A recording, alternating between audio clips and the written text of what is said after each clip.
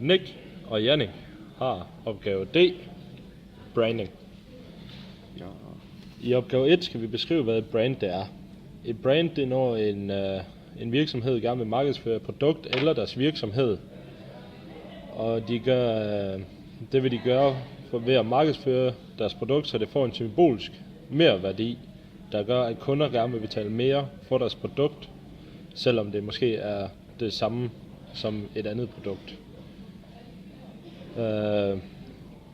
Man skaber et brand ved at have et navn, for eksempel Pink Lady eller Coca-Cola, Fire Energy. Og noget, der kan være med til at skabe brandet, det er kvaliteten af ens produkt, som for eksempel Coca-Cola, eller det kan være prisen på for eksempel en Fire Energy, som er billig.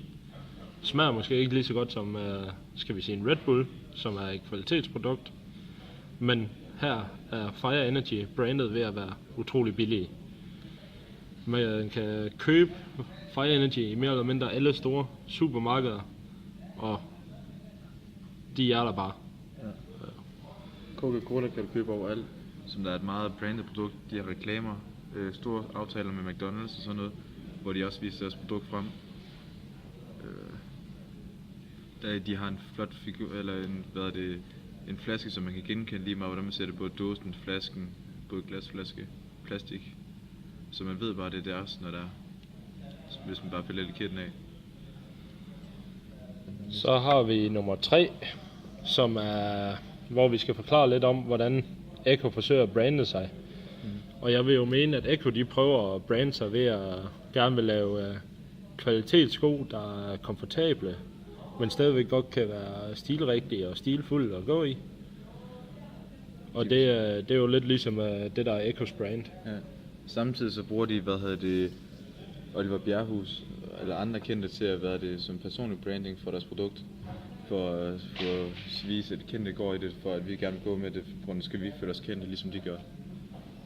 Og det er en fordel for Ecco at vælge nogle lidt over i årene. For eksempel en herre som Oliver Bjerrehus, som muligvis ikke har været ude for skandaler eller noget, da det kan vise stabilitet, og det kan vise, at man er nede på jorden, og det er sko, der er til en kvalitetsherre. Og så skal vi beskrive, om vi mener, at branding det er kommet for at blive. Og det vil jeg da, så længe det virker, så vil jeg da mene, at det er da helt klart kommet for at blive. For det er ikke, hvem vil ikke gerne føle sig som en kendt, og hvorfor skulle man stoppe med at brande noget? Altså, Coca-Cola, det går jo aldrig hen og bliver af mode. Ja. Altså, der vil jo altid være Coca-Cola. Og ja, efter min mening, så er branding her for at blive, fordi det er noget, der virker, og man går ikke væk fra noget, der virker. Sådan er det jo. Branding det er en god måde at vise sit produkt frem, så det kan hjælpe virksomheder, for eksempel Bayer eller Coca-Cola, til at udvikle deres produkt. Jo mere kendt de bliver, jo mere vil de udvikle på det, og det gør de via branding. For eksempel sponsoraftaler, det er også en del branding. Så, ja.